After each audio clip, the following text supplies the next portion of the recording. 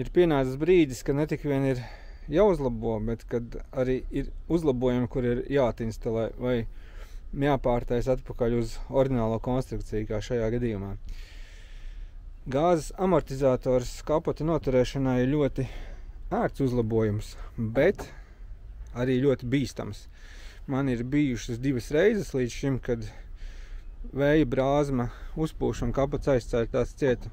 Un bija arī reizi, kad biju pacēlis ar hidraulisko dankratu no apakšas priekšējo daļu. Un laižot lejā, straujā klaidu, kapots aizcērtās cieta. Ja tajā brīdī ir roka kaut kur šeit, tad var būt pēc principa apmēram tā, kad Janka atnes 5 saliņas. Lai tas tā nenotiktu un lai tas nebūtu jāpārbauda uz sevis, es tomēr atgriezīšu ne gluži oriģinālo konstrukciju, bet tū tam, jo oriģināla konstrukcija šeit kapotam bija šāda. Arī jau iepriekš bija sagatavots šis te kronšteins, bet tā kā te nesanāca ar cauruli īsti, kā vajadzētu, tad es toreiz arī liku no donora šo te. Šeit ir sanāk vieta, kur nāk šeit tādas stienes. Šī konstrukcija man īsti arī nepatīk, tāpēc es pārtaisīšu uz jaunāka modeļa konstrukciju.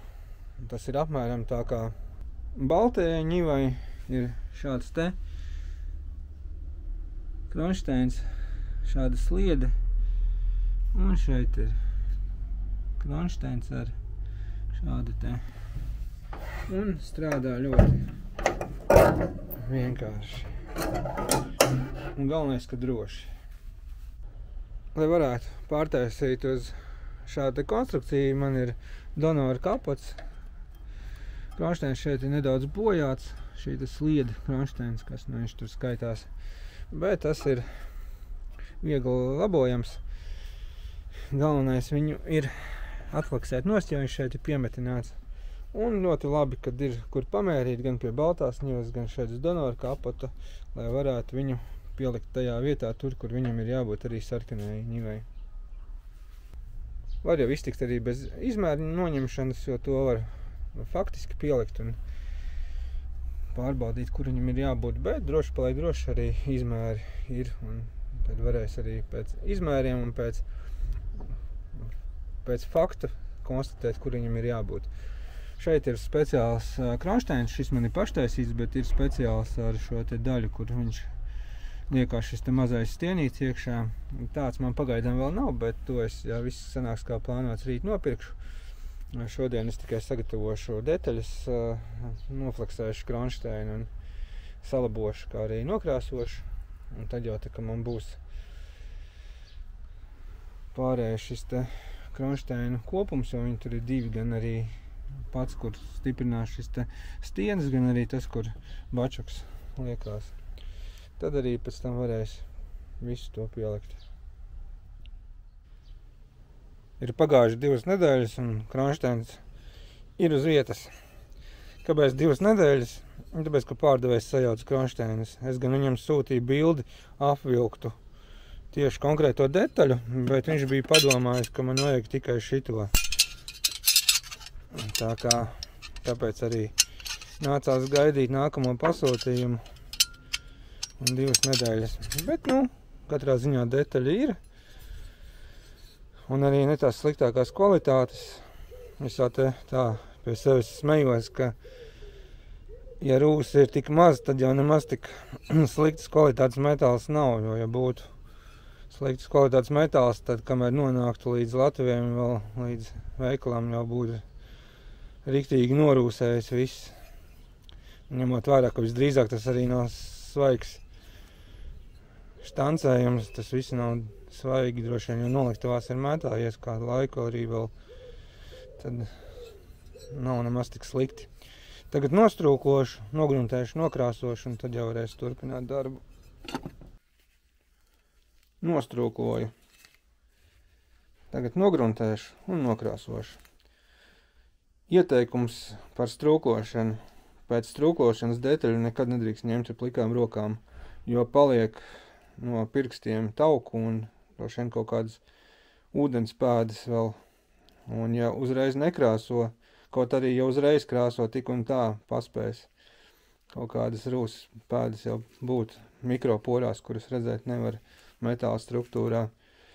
Un pēc tam tas viss laiku rūsēs, tāpēc labāk ir ņemt ar cimdiem, sagatavot krāsošanai, nokrāsot uzreiz, negaidot nekādas stundas. Parasti jau cilvēki uzreiz nekrāso, ja dod vēl uz kantoriem, kas nodarbojas ar strūklošanu, tad savāc un vēl kamēr līdz krāsotājiem aizved, paiet varbūt pat dienas, bet, pa to laiku jau paspēs mikro līmenī kādas rūsas pēdas uzrasties atkarībā, protams, no glabāšanas, no gaisa mitruma tā tālāk. Bet jā, es iesaku, teiksim, ja ir zināms, kad detaļa tiks krāsota vēlu, mēģināt kaut vai viņu nogruntēt ar kaut kādu aerosolu, pēc tam to visu mazgāt nost ar šķīdinātājiem, bet, tas ir viens no variantiem, lai tā strūklošana nebūtu kaķim zem astes. Tā kā jā, es atūliņās iešu viņu gruntēt un krāsot.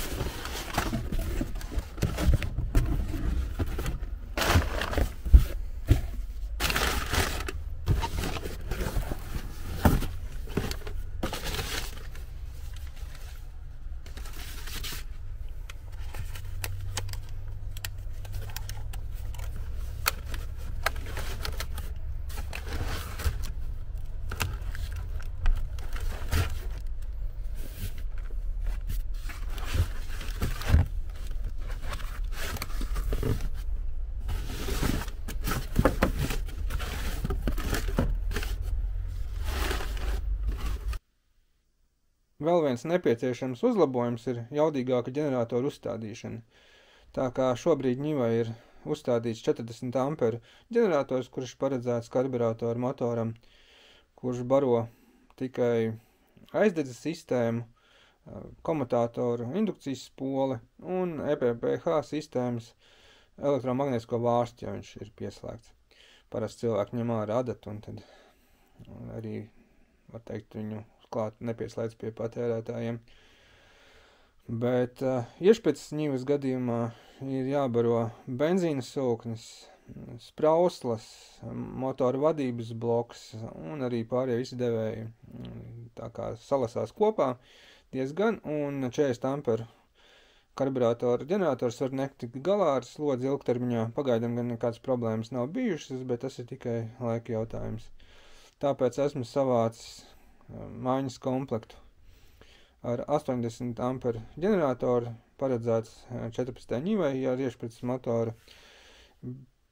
Tirgū tā kā ir mūsu vietējā tikai 80 amperu maksimālā strāva, bet zinu, ka Krievijā var nopirkt arī 90 un 120, un iespējams vēl kādu jaudīgāku, bet tā kā man svarīgi ir, lai arī detaļas būtu pieejams, tā kā šim ražotājiem detaļas ir pieejams vajadzības gadījumā un diezgan ātri, jo šāds ģenerators gan esmu izmantojis citām mašīnām, problēmas ar viņām nav bijušas, bet vienmēr ir labi tas, kad ir pieejams detaļas, ko var šodien pasūtīt un rīt jau saņemt, ja vajag. Tāpēc izvēlējos tomēr mazāku strāvu, ja liek viņš, tad, protams, labāk, kad ir lielāka, bet, strādāsim ar to, kas ir. Savāc esmu arī stiprinājumus. Šeit atšķirība ir laikam tāda, kad šeit ir gumijas dempers, kurš tā kā šeit stiprinājumā ķīlējās, bet vecākiem modeļiem ir šāda šķelta bukse ar šādu sēni iekšā. Tā kā stingrāk viņš turās. Bet, es laikam sākumā tomēr uzlikšu šo te ar demperi, un tad jau tālāk skatīsies, ja būs kaut kādas problēmas, to varēs samainīt. Stiprinājums ir lietots, vispārējais jauns stiprinājums lietots, jo jaunu es biju nopircis, bet noliku tā, lai var ātri atrast, bet kā jau parasti neatrodu viņu. Katrā ziņā kastēs, kur ir detaļas, kas paredzētas ir uzstādīt ņimai, viņa nav. Tā kā nekas cits neatlikā, ņēmu citu lietotu, nostrūkoju, nogruntēju, nokrāsoju, ģeometriski un tehniski viņš ir pilnīgā kārtībā, tā kā tas tikai tā apziņa, ka viņš ir lietots, bet tas neko nemaina, jo viņš ir vesels un strādājošs. Tā kā tagad gatavošu ņivu, lai varētu uzstādīt. Tas nozīmē to, ka jānoņem nost ir aizsargbleķi, kas nāk no apakšas, jāatjauno nost akumulators, un tad jau var tālāk skrūvēt nost ģeneratoru. Ģenerators ir uzstādīts. Tā kā tagad jādarbina motors un jāpārbauda, kas strādā.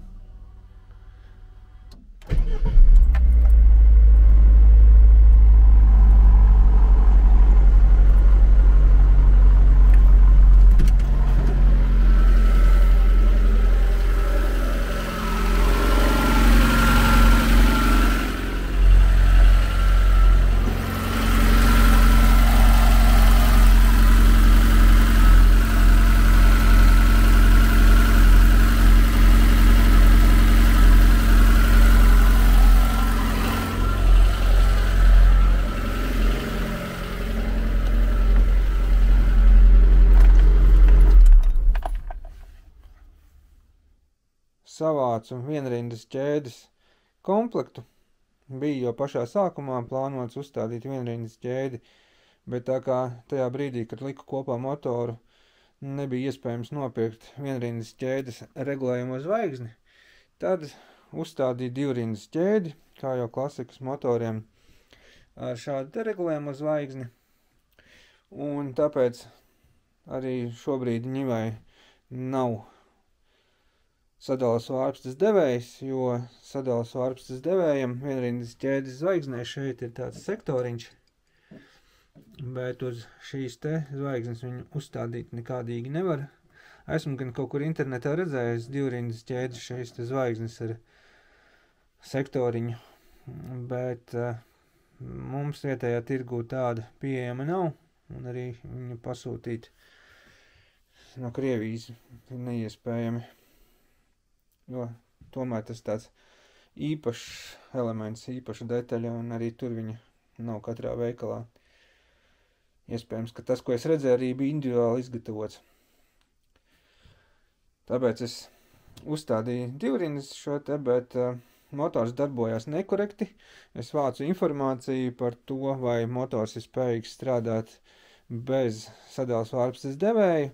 Atradu tā kā, pusoficiālu informāciju, kur bija kāds žurnāls ar ļom lasītājs jautājis žurnāla redakcijai, vai iespējams, ka motors strādās bez devēja, jo viņam viņš bija sabojājies, un viņš tā kā, kad nevarēja izlemt, vai meklēt viņu uzstādīt, vai var tāpat braukt, jo mašīnu tā kā iedarbināt varēja. Redakcija atbildēja, cik sapratu, tad bija interesējusies rūpnīcā, un tur bija teikts, kad motors darbosies bez šī te sadalas vārpstas devēja, bet vadības bloks motoru darbinās tā kā tādā avārijas režīmā. Degviela tiks padota vai nu pa pāriem cilindros, vai nu pat ar visām 4 sprauslām, to momentu es vairs neatceros, bet fakts tāds, ka individuālā iešprices katrā cilindrā tomēr nav šādā režīmā. Un tāpēc motors arī vairāk patērē degvielas, bet pats galvenais, ka viņš neattīst arī pilnu jaudu, viņš nedarbojās pareizi. Degmaisījums vismaz manā gadījumā ir bagāts. Tas, protams, ir labāk nekā, kad viņš ir liess, bet arī bagāts degmaisījums nav labi. To es redzu pēc svecēm, apskatot sveces uzdegumu. Tāpēc es ar laiku sāku vākt šo te vienrindas ķēdes komplektu. Pirmo es nopirku regulējumu zvaigzni, kura parādījās vietējā veikalā. Un pēc tam jau arī šo te automātisko ķēdes spriegotāju, zobratus, šos abas es paņēmu lietotus no donoru motoru, no iešprices 14. motora, un tāpat arī šo te spriegotāju kurpi un mierinātāju arī paņēmu lietotus no donoru motora. Spriežu tā, kad šie te elementi ir strādājuši. Viņi iespējams ir arī gados veci, tomēr iespējams, ka tas plasmas paliek trauslāks, bet ar rokām pamēģinot viņu palaust, viņš šķiet pietiekoši elastīgs un stingrs. Tā kā es tomēr labāk izvēlos likt lietotu, pārbaudītu detaļu nekā jaunu, jo jauni var būt jau arī ar defektu, kā tas pēdējā laikā, jo sevišķi ar žiguļu detaļām. Joprojām paliek iespējamība par šo te automātisko spriegotāju, ka viņam kaut kas var notikt. Regulējumā zvaigzne it kā ir laba, to es pārbaudīju ar vīlu uz cietību, ir rūdīta, nav plastelīns, un arī jauns devējs. Tā kā tagad, kad būs vairāk laika, ķeršos klāt mainīt. Tas nav tas labākais variants, jo saliktam motoram to visu priekšu jaukt nost un mainīt to visu, jo pēc tam priekšā vāku nevar normāli. Var pielikt tā, lai tur nekas netek un lai tas viss darbotos, kā tam jādarbojas, bet nav tas labākais variants. Es parasti esmu pieredzis, kad vispirms pieliek nocentrē priekšējo vāku un pēc tam tad arī apakšā eļas karteri pieliek. Tad tas viss tā kā pareizi nostājās. Bet šajā gadījumā nāksies tomēr darīt tā, kad no priekšas šo te visu mainīt. un vāku pēc tam mēģināt nocentrēt ar jau pieskrūvēt eļas karteri, jo, lai to noņemtu nost, tad ir ļoti daudz, kas no apakšas jānoskrūvē nost, tā skaitā arī priekšējais reduktors. Komplektu vācu diezgan ilgi, jo visgrūtāk bija nopirkt tieši regulējumo zvaigzni. To es vaktēju, kad parādīsies, jautāju pārdevējiem, un tad, kad viņam parādījās bija uz vietas, tad arī skrēju pakaļ. Šādi viņi izskatās ar sektoru un regulēšanas iespējām. Un šādi izskatās standarta neregulējumā šī zvaigzne divrindu. Šī ir vecā ķēde no tā paša donoru motora. Šī ir jaunā ķēde. Ar ķēdēm arī ir ne tā labākā informācija uzzināt, ka ķēdes mēdz plīst jaunas. Konkrēti zinu par divrindu ķēdi. Bet šī ir Ditons, tas, kas arī oriģināli nāk žiguļu motoriem, tā kā es domāju, ka visam būtu kārtībā. Vismaz tā ceru. Vai naivi, vai nē, tas jau ir cits jautājums. To jau rādīs tad praksa, kā tas viss strādās.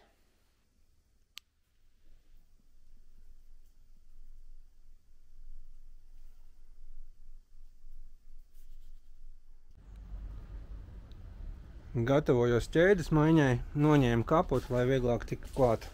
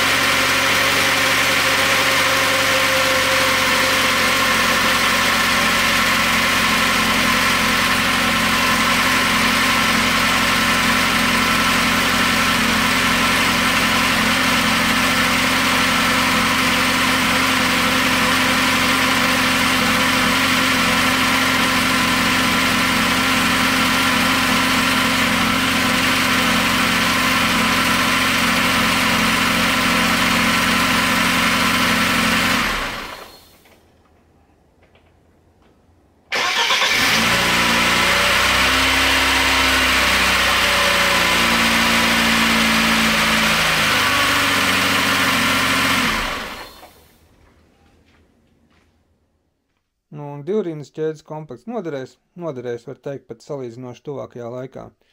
plānoju izmantot Žiguļu motoram, bet pirms tam vēl ir Žigulim jāveic virsbūves remonta darbi, ir metināšanas darbi, tāpat kā Ņivai principā, tikai Žigulim viņi ir nesalīdzinām mazāk, bet process apmēram tāds pats ar visu antikoroziju vispār, jā. Plānoju apvienot vairākus stilus un plānoju būvēt arī turbomotoru. Tas gan viss vēl ir plānos, par to jau tad stāstīšu attiecīgā video dienas grāmatas serijā par Žiguli, bet, vismaz pielietojums šim te ķēdes komplektam būs.